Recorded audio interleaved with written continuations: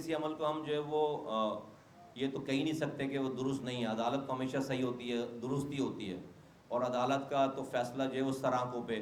میں صرف اپنی فیلنگز ان لوگوں کے حوالے سے شیئر کر دوں. میں آپ کے سوال کے جواب میں یہ کہہ دوں کہ لوگوں کا تو قصور نہیں ہے جنہوں نے وہاں پر پیسے لگائے.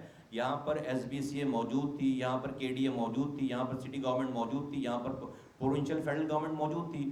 لوگ تو جا کر اداروں میں چیک نہیں کریں گے کہ یہ جو شہر کے بالکل بیچوں بیچ ایک پروجیکٹ بن رہا ہے شارع فیصل, جہاں سے وزیر اعظم گزرتا ہے, وزیر اعلیٰ گزرتا ہے, گورنر گزرتا ہے, آئی جی گزرتا ہے, سپریم کورٹ کا چیف جسٹس گزرتا ہے, جس سے وہ ایئرپورٹ میں روڈ جا رہی ہے, روزانہ سرکاری افسران گزرتے ہیں, اس کے سب لوگوں کے گزرنے کے سامنے کوئی جو ہے وہ اتنے بڑے پروجیکٹ کو بنا سکتا ہے انلیگل؟ تو ایک عام آدمی تو اس کو تصور کرنے سے عاجز ہے. تو لوگوں نے جا کر اپنی انویسٹمنٹ کر دی, لوگوں کو تو قصور نہیں ہے. اگر تو اس میں تو لوگوں کا قصور نہیں. وہ سارے ادارے جو اس دور میں جو اداروں کے ہیڈ تھے ان کو سزائیں ملنی چاہیے, نمبر 1. نمبر 2 یہ کہ اگر یہ فیصلہ کیا ہے تو پھر عدالت کو میری یہ عاجزانہ گزارش ہوگی کہ پیسے یہ لوگ تو ان سے نہیں لے سکتے, فرسٹ پارٹی, تھرڈ پارٹی اور فورتھ پارٹی سے. پھر عدالت انہیں جن کی پراپرٹی ہے, جنہوں نے بنایا ہے, ان سے لوگوں کے پیسے ریکور کر کے عدالت ہی دلوائے,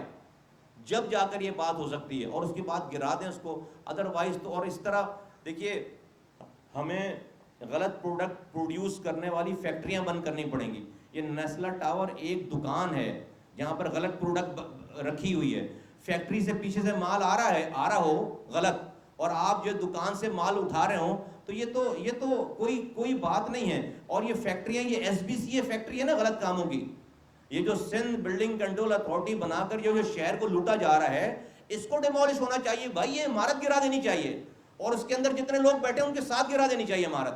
کراچی میں بلڈنگ صحیح ہو جائے گی ساری. جو ایس بی سی اے میں لوگ بیٹھے ان کے ساتھ عمارت, انہی کو کمروں میں بند کر کے اس عمارت کو ایبولش کر دو, کراچی کا مسئلہ حل ہو جائے گا.